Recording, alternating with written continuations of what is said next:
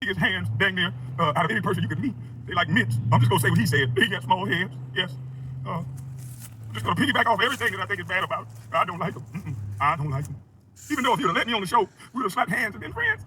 But I can't like him no more. As you can see, Kwame Brown is still talking shit. He learned zero from the chastisement that he's been receiving for the past week. He learned absolutely nothing because he continues to double down and show people just how delusional and misinformed he is about certain situations. He got a little video that he made earlier today. Sound like to me he talking about Tommy Sotomayor. You know what? Now, seeing him and Tommy fight, that shit reminds me of some shit, right? A lot of people don't know. I probably mentioned it. I don't talk about it a lot, but I spent a lot of time locked up, you know what I mean, in my 20s. It was a whole nother lifetime. I lost my way for a while. But the reason why I'm bringing that up, right? You know, like we was in prison, right? And white boys used to get in fights sometime, right? So what we would do, you know, when somebody want to fight, you know, neither one of them scared. They go in the back of the dorm where there ain't no guards, you know, people look at, and they get it in, you know what I mean? So when white boys would fight, as they fight, people would give them weapons and shit, like, you know, hit them with this or try to slide them a knife, you know what I mean? Just trying to get them to just fuck each other up beyond all recognition because they not on the team anyway. So this Tommy Sotomayor and Kwame fight, it's just like me watching two white boys in prison fight, hoping that they fuck each other up. But anyway, see, Tommy Sotomayor, he's the fucking original YouTube coon. You know what I mean? He had that lane all to himself for a while, right? Tommy Sotomayor's message is the message that inspired Kwame to come to YouTube. That tells you something right there. I don't know anybody with any kind of brain that fuck with Tommy Sotomayor. He got a coon, whining nigga cult going on over there, right? But all right, we're gonna get back to Kwame Brown. You like Tommy Sotomayor, that's a fight that he can win. TBA and the new black media, look here, man. Your best option is to reevaluate your shit and listen to the truth and absolute facts that are being presented to you. All right. So he gonna go on a little rant about TBA, and I'll be stopping it from time to time to comment, right? Okay. The heavy hitters in the new black media are ahead of the game because, and I'm gonna give you a little illustration of that. Seems like the heavyweights in the new black media, they don't just report on what happened. They can compare the present to the past and look at trends and patterns, and they can tell you what's gonna happen, right? So Kwame made this rant, asking these questions and saying, you know, the problems with different things that's being said about him. About, I'll say maybe an hour before his video dropped, my man, Professor Black Truth, one of the heavy hitters in the new black media, he made a video. Didn't mention Kwame at all, and then he was just telling the story and teaching a lesson about principles, right? And it will answer some of the questions that Kwame had in this video, all right? So we're just gonna get on with it. Let's go.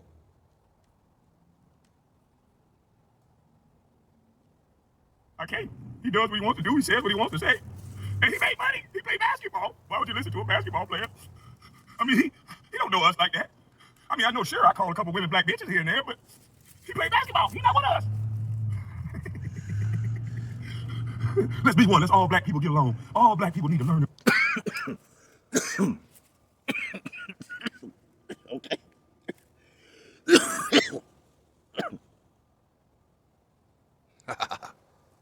Since I kind of started it in the middle, on that first little part, he's talking about Tommy Sotomayor. Now, he about to get to the part about the new black media. Everybody know that the motto in the new black media is be one. which stands for Black First, which means that every situation and every day in your life, the way you move, you're supposed to move in a way that empowers Black people. Any way you can, even if it's just getting your own family and your own money in order and try to and use it to better your family, and then furthermore, your people, you be one. Some people move like that, some people don't.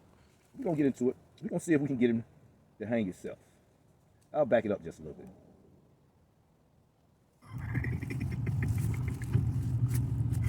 Even though I never met him and shook his hand, I'm just gonna go and say what everybody else said. I'm gonna say what Michael Jordan said. Somebody with the biggest hands dang near out of any person you could meet. They like mitts. I'm just gonna say what he said. He got small hands. Yes. I'm just gonna piggyback off everything that I think is bad about him. I don't like him. I don't like him. Even though if he'd have let me on the show, we'd have slapped hands and been friends. But I can't like him no more. I can't. He does what he wants to do. And you know what? I'm gonna take a little hit on this shit, man, because, you know, to be perfectly honest with you, it was red flags jumping out everywhere, right? But I guess I didn't understand or I didn't believe what was going on. Like, you know what I mean? I'm all for our condition is tied to our finances, and it's tied to the fact that we don't own or produce enough to close the loop. You know what I mean? We always got to go to white people at some point, right? You know what I'm saying? I'm with all of that. Lost my train of thought. This shit might be good. I'm just gonna crank it back up. He says what he wants to say. And he made money. He played basketball. Why would you listen to a basketball player? I mean, he don't know us like that. I mean, I know sure I call a couple women black bitches here and there, but he played basketball. He not with us. Goofy shit. Straight goofy shit. Let's be one. Let's all black people get along. All black people need to learn to agree. Black men need to learn how to agree to disagree and learn to love each other. But what? This is how we disagree. Oh shit, I don't like that motherfucker. He like Jim Jones. Yeah. He like Jim Jones, a terrorist man. Yeah. Be one. Yeah. Press one. Yeah. He brainwashed by the white man. But I'd love to have a conversation with him. I'm gonna start off being. See all these people that press one shit. You know what I mean? That was a reference to Kev Gills, and he's still talking about Tommy Sotomayor. Kwame, you beating up on clowns, whole clowns, red nose, big shoes, little bicycle, all that. You dealing with clowns, bro. You get no points for beating up on clowns, bro. They got zero interference. I'm gonna say that. They got zero influence in intelligent black society. Those clowns are just there for entertainment, right? And I kind of thought, I don't know. We're gonna keep pushing. I'll come back to that point because I don't know if I want to say that or not. Disrespectful as fuck. I'm gonna be a condescending little jackass, and then I'm gonna ask for a conversation with him, and he should want to do it because I'm a doctor and I'm somebody in the community, and I'm this person. I'm an authority. I'm an elder. Dr. Boyce is not my favorite guy. You know what I mean? But I do listen to Dr. Boyce from time to time. You know what I mean, on the little economics things like that. But Kwame, you get no points for beating up on Dr. Boyce, bro.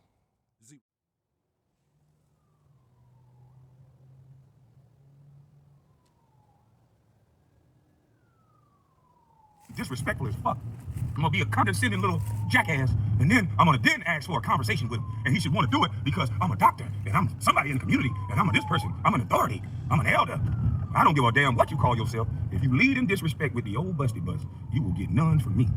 And your title, and your status, and your degree, and your whatever else, if you don't have the basic common sense and respect for me as an individual man, then you get no play with me. You get no play with me. Everybody who done met me and seen me out, they hear me tell them, I don't even know you. Yes, sir. No, sir. What's up, my brother? I don't talk to people like that. I damn sure wouldn't ask for a conversation with somebody that I'm going to disrespect them right off the rip. All the people in my comments, you should have did your homework. You're scared of a man. Like, I don't live my life like that. Nobody is saying that you were scared of a man. You know what I mean? Most men aren't scared of other men. But people was telling you to do your homework so you will know who you dealing with. And if you would have did your homework, maybe if you could come outside of your ego and your pride, you will see that this man has been around for a long time, right?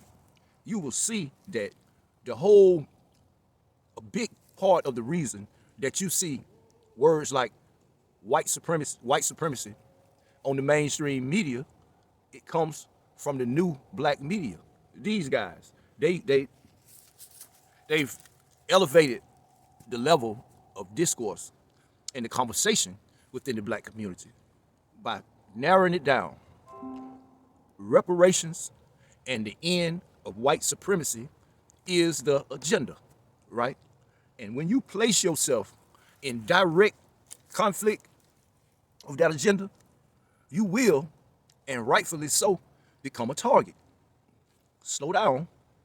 Don't hang yourself, even though really you done, man. I mean, it'll take James Brown and Michael Jackson to have a love child to be able to moonwalk your ass up out of this. But we'll proceed. Do your homework on somebody before you speak. I wasn't speaking on you. Spoke on me. You got the right to talk about your clothes and your camo because you talked about a man in a dress and a man in a sweater that looked. All right. Let's get to that. The clothes and the camo part, right? Kwame Brown, he's given that statement a lot of focus because it's basically the only statement that was made by TBA that he even has argument with. The camo. Y'all done seen me a lot of times on camera. I might have on camo hat, camo pants, shirt, and all that. You know what I mean? Not at the same time, but you know what I mean? I wear a lot of camo.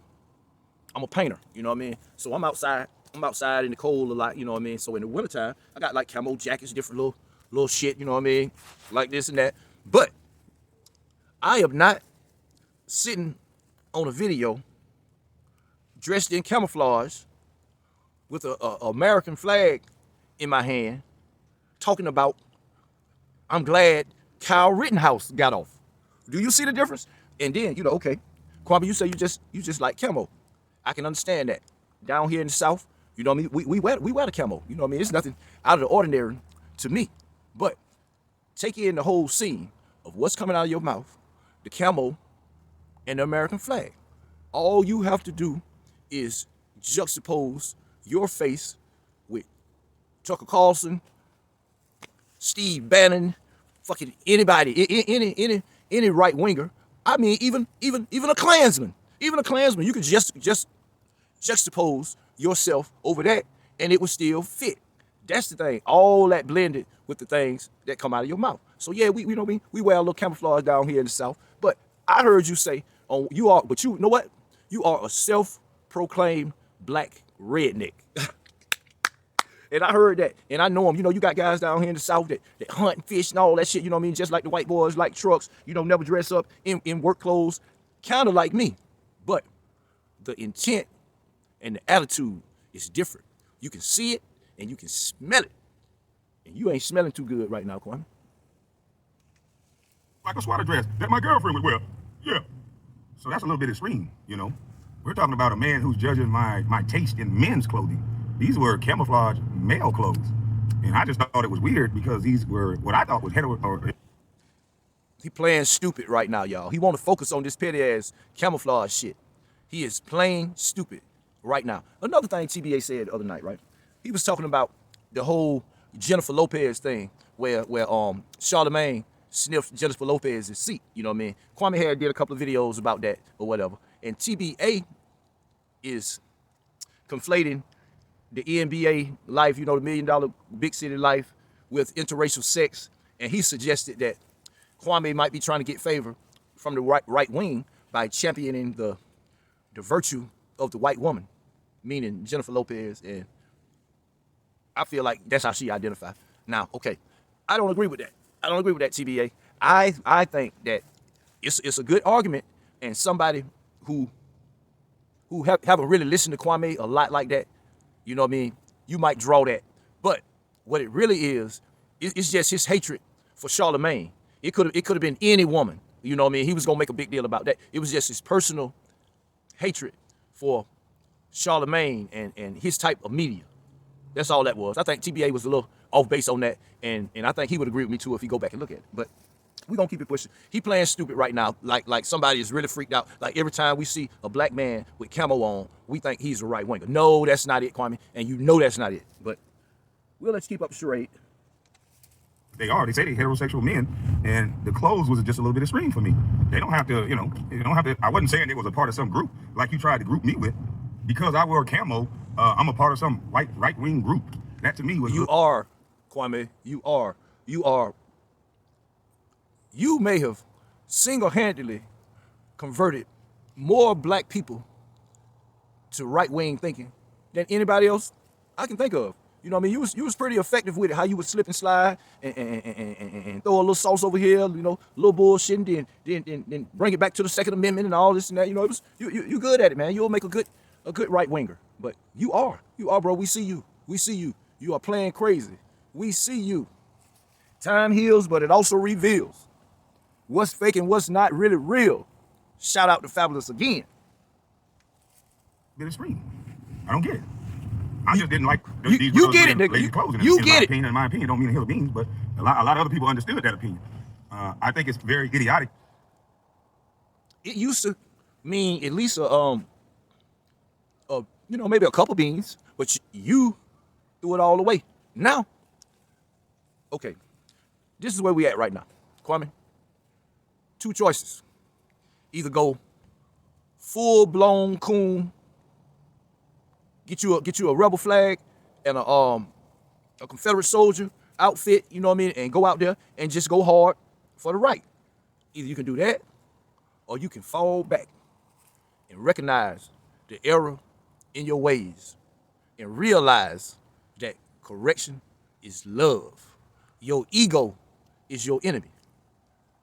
Shout out to Young Pharaoh. You can run that Fabulous line back on that too. Immature to say that if a black man is in camo, somehow he's a part of some brainwashed, racist white group. Those are the type of conversations why our community has a hard time moving forward. Because it's that type of lingo that stops the conversation. Because I'm not gonna have a conversation with a person that's what you see this stop the conversation shit that he always uses to wiggle when the conversation is repulsive.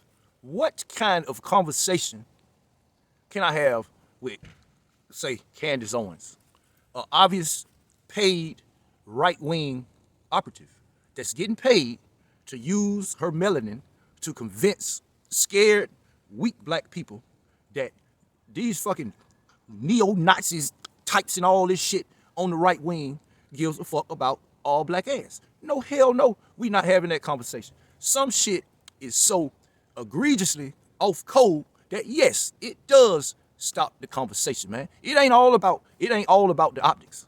It's about the motherfucking topics. Shout out to Bless the Damn Best on that one. To the conversation. I'm not gonna argue up under your fake set of rules. If that's what you think, that's what you think. But judge me off what I say and judge me off my actions. And I don't think you guys can Much obliged. Much obliged. do that. Because that's why you always talking a bunch of BS. And the words that I speak, no, I don't speak perfect dialect. Everybody keep talking about, hey, the way you talk so intelligent. No one expects you to.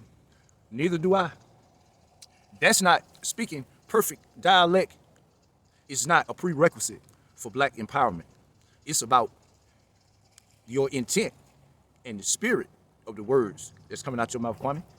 But I'm preaching to the choir because you already know this. Just playing crazy right now. I leave that intelligent lane for the quote-unquote intelligent people. I'm just all about taking care of my family and making some money and giving back to people that are less fortunate than me. And I do it with my actions and not just running my goddamn mouth. So, I don't know. I mean, you guys seem to like to come up with some slogans and pretend like you're peaceful. But listen. He sound like my man.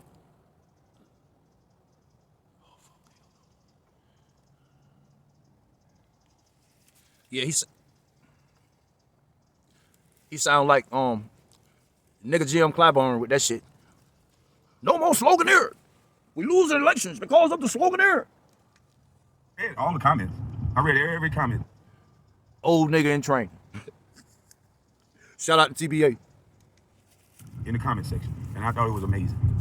And I know the next Dulo twist to keep me arguing with some black folks that other black folks respect. They tried it with Dr. Boyce. Now this new guy come along, but I'm not gonna argue with you. I'm gonna just let you have that miserable lane of arguing with him. He's not a new guy, and you're not gonna argue with him because you don't have an argument, Kwame. Correction is love. You can't live off hate.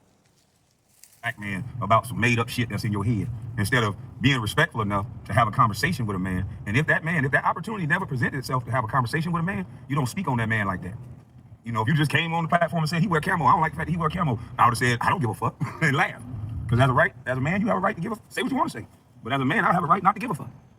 Nor do I give a fuck that you said I was a part of some right-wing group, but I just think it helps further divide people, because now you got to divide within the black community. That's a call out. We need a divide. Hey, I don't want unity with some people. They too far gone and too delusional. Yes, it's a divide. It's a divide line. Some get slid to the left, some slide to the right, Kwame. You know what's up. Based on your smart analysis, every athlete is hand-selected by white people. So why would an athlete feel comfortable coming back to the hood if that's the type of animosity that you're telling these young kids, that the black athletes are hand-picked and all this other stuff? It's almost like you break. Your friend that you like to name drop and, you know, brought him on your show a couple times, Mr. Allen Iverson, right? He's a basketball player from the hood that made it. Nobody questions his commitment. What you do from the time we're introduced to you in whatever field until the time you choose to use your voice for influence is what determines how we view you. Now, you personally, I don't think you was hand selected for the NBA. You know what I mean? It's a lot of that goes on. But you personally, I don't think you are. You just was born to be 7 feet tall. Like your birthright allowed you to escape the hood and, you know what I mean, be able to sit back and talk shit. You know what I mean? But you was born like that. It's not an accomplishment. You know, everybody 7 feet don't make it to the NBA. But most people that's 7 feet that try, basketball defines their young life. You know what I mean? Just like you. But being a 7 foot guy, being somebody that had the genes to grow to 7 feet is no more an accomplishment than a girl with a big ass that can parlay that into dollars and success in life. It's on the same level if you really look at it. Watching the kids. So when they do become 18, 19, 20, they think that's what they got to do because they done heard that all these other athletes are handpicked. And it's sad because you don't hear athletes saying that. You hear motherfuckers that didn't make it as an athlete say that. You hear people that didn't make it in whatever industry that it is saying. Outspoken athletes' careers get ruined by white supremacy that controls every aspect of life, Kwame. It happens all the time, you know what I mean? You know that because you didn't want it to happen to you. You said that you had outspoken thoughts in your mind, but you shut your damn mouth. Boom. The Steve Harvey theory. That's what that is. You know, the outspoken have to go. They have to use the Steve Harvey route. But the ones that just have that fire burning in their heart, they can't bring themselves to do it, and they accept what come with it and find another way. That's the ones that can tell me some shit. Same mumbo jumbo.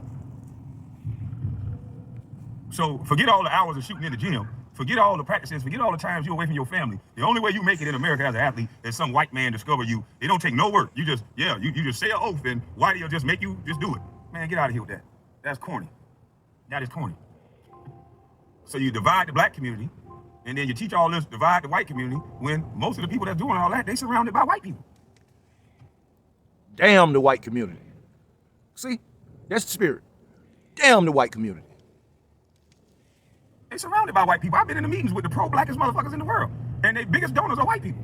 So how much is your tongue really pro-black when your biggest donors are white? Who are the, quote, pro-blackest people in the world that you've been in rooms with? That's the question, Kwame. Maybe you can answer that on your next live broadcast. The people want to know. And whatever I buy and pay for, I do what the fuck I want to do with it. Like this truck, for instance. I bought this truck. Now, I can leave it outside in the rain. I can let the sun beat it the fuck up if I want to. I can park it in the garage and wash it every day. I can do what the fuck I want to do with it because I paid for it. And most of you pro-black motherfuckers that talk all this goddamn tongue-twisting knowledge and just wrap around the goddamn lips with all this jibber-jabber, you motherfuckers' biggest donors are white people. So miss me with that bullshit. So, what the fuck does that have to do with you buying a truck, man? That's fucking confusing. But I feel where you're coming from. But I want to know who are the pro-blackest people in the world. I ain't arguing with nobody. I ain't come to the internet arguing with no serious ass educated people and all that. Y'all got y'all lane. Stay over there. I'm a dumbass busty bust. Why you worried about a dumbass basketball player if you so fucking smart? Because you trying to tell 400,000 subscribers that Ahmaud Arbery case was white supremacy, but Kyle Rittenhouse's case wasn't.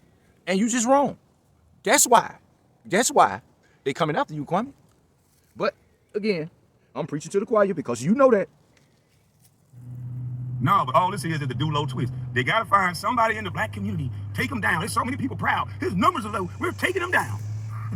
Proving every goddamn thing I said to be right. And all I care about is the message. And people see you. Name one time that I come on the internet saying, I'm so proud to take a YouTuber down.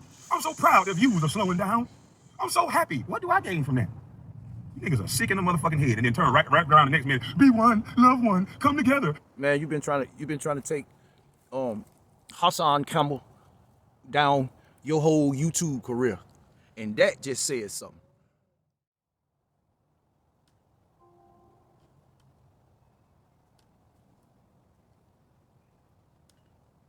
Shit, you motherfuckers crazy. Be one, and before you have a conversation with a man, you talking crazy than a motherfucker to him. I don't know these type of men. I didn't grow up around men like that. And it's not all the people in that group or whatever else. It's never all. If you answer the call, then it probably hit you home because a hit dog will holler. But at the end of the day, we got so many people talk all this love black and this and that. Look how we talk to one another. All you got to do is agree with a black man and somehow you sucking his dick. Oh, you sucking his dick? It can't be an intelligent conversation like, no, I just agree with this point. No, you sucking basketball nuts. Yeah, that's how men talking to each other. You suck basketball nuts. Woo. Come on, man. How in the hell? So that's disgusting. And okay, it seems like this is degenerating into just a bunch of babble at this point. So right here, this is a good time to segue to the second part of my video. A proper response to the babble from my man, the people's champ, Professor Black Truth. Okay, keep in mind that this video that I'm about to go to now came out a little bit before the one that Kwame made, but it seems to answer. Check it out. Let me look it up right quick.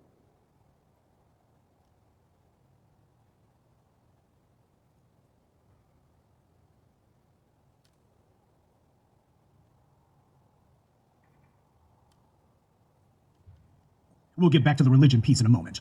Too many black people take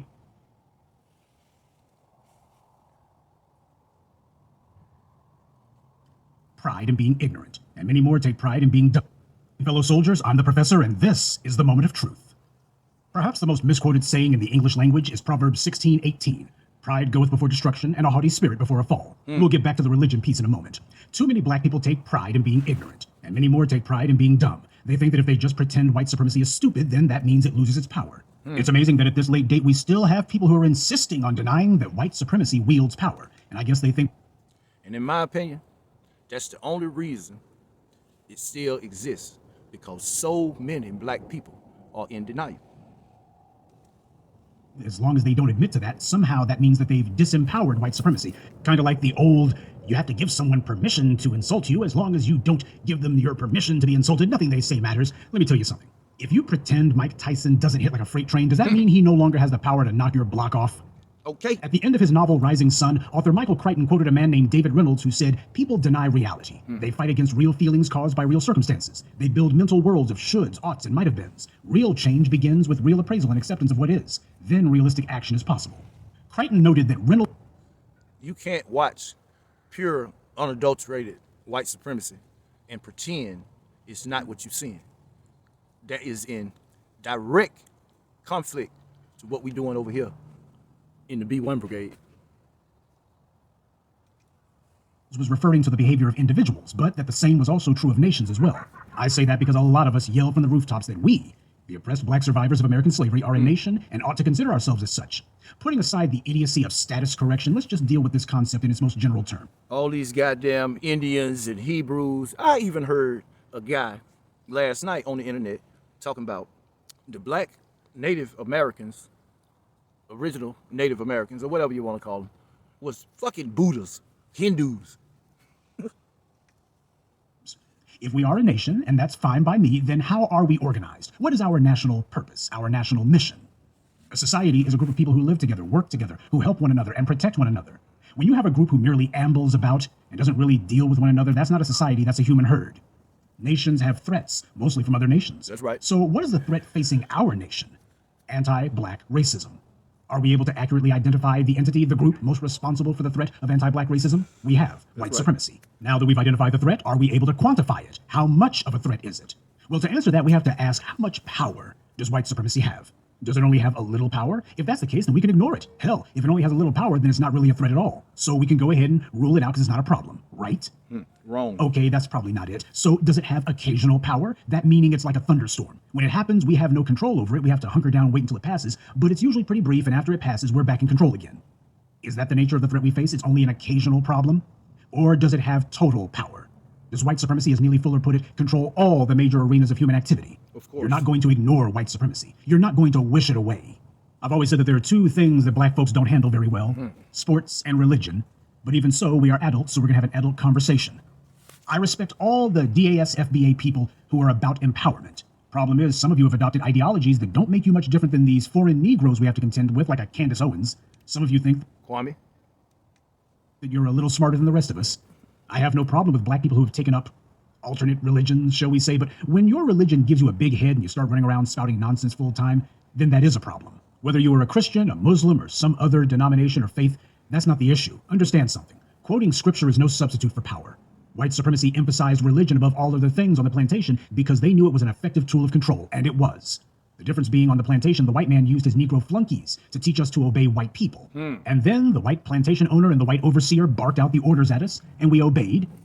You see, white supremacy believes in putting its religion into action, not just quoting verses. What's that old scripture? Be ye doers of the word and not just talkers. Oh, the white supremacists believed in inculcating us with that one. Every tool or means that white supremacy gets its hands on will be used for war. If it can't be used for war, it's of no use to them at all. So long as we were doers of their word. If your good sermon isn't followed by good actions, then you're bogus. You would think some of us would realize that if we're not careful, we might fall back into that old bad habit of ours. Now, I get a number of people who like to drop the occasional Bible or Muslim verse into their comments, and that's fine. I have no issue with that. But some of us take it a tad too far. I hear from people who pepper their comments with terms like Yah and Esau. This is black Israelite talk. Right. Now, I've got no problem with the Hebrew Israelites other than that they make a public display of themselves, and that's not how power works. When TBA wanted to put the heat on Amber Geiger and the Dallas PD, he took out billboards. When he wanted to put pressure on Governor... See, this is the type of thing that Kwame needs to be informed about. He's about to list a few of TBA's direct work and direct victories for the community, which gives him the confidence to call himself the Black Authority. Just like the guy who was talking, that calls himself Professor Black Truth. Nobody disputes that. Nobody disputes that because they show and prove all the time, every day. They wake up with it and go to sleep with it. That kind of commitment is what it will take to get where we need to be, Kwame. Cuomo, he took out billboards in Manhattan with Cuomo's name on it. Amy Cooper was charged soon after. When the uprisings of 2020 went down, TBA and Tariq were both paying people's bail so the cops couldn't hold them. You had Fox News, Right-Wing Hate Radio, the White Supremacists Online. All these professional anti-black hate groups were furious that there were people being arrested and then immediately released. Black people being arrested and immediately released. They saw that there was a program at work. Somebody was getting organized. Black folks were getting organized. Oh, what, you think those white supremacists weren't giving phone calls out and going, hey, you do-good white liberals doing this? No, they knew this wasn't coming from their side. It was coming from ours. And worst of all, they recognized that there was priority being given to black folks who had been charged with assaulting an officer. That scared them for some reason. I don't know why. The bastards realized there were some black folks out here. TBA put the word out nationwide that if you was locked up for assaulting a police officer, he would pay your bail, because that was the game during the uprisings. You know what I mean? The police will come through, rough you up, charge you with assaulting a police officer. And he did this for weeks. You remember how long it went? Weeks. Money straight out of his pocket to the people, because the foot soldiers need support. You know what I mean? A lot of us ain't trying to run out in the streets with all that. You know what I mean? A lot of us are support troops. You need all that when you in the middle of a race war. That's where you at. Who weren't responding with Bible scriptures. There were some black folks out here who decided that quoting from this or that religious text, that wasn't going to be their response. Now, let me tell you something. If the only thing you do is throw around this or that verse that you memorized, that's no better than the old folks who sang Negro spirituals while Bull Connor and his thugs were brutalizing them. Tell me something. Did whatever deity that you like to quote verses from, be it God, Jehovah, Allah, Yah, or whomever, did they tell you to do anything other than pray? Of course. Because from my vantage point, it looks like they didn't. They did. Let's go ahead and use the Hebrew Israelites as an example, since those are the ones who I see on a pretty frequent basis. Right now, as we speak, the Israeli government is in the process of expelling a good number of the black Hebrew Israelites from their country. And many of these black Hebrew Israelites were born in Israel, but the Israelis don't. Well, that's all I got for today. I'll be back with more later. And you know what I mean? I'm gonna keep my eye on this, these little conflicts that's going on right now. Oh yeah. The other night, I saw my man General Seti, and he was doing a video, and he feels the same way I feel. Tired of these Aboriginal motherfuckers trying to put another divide in the black community. And he is the type, he's the debate type. He will go and research and look up all this shit. And I'm looking to see if Mr. Dane Calloway, he probably will send one of his flunkies, but I'm looking to see if Mr. Dane Calloway will step out there and take the bait. And I'm gonna end on that note. This is your host. Until the next post. Out of here.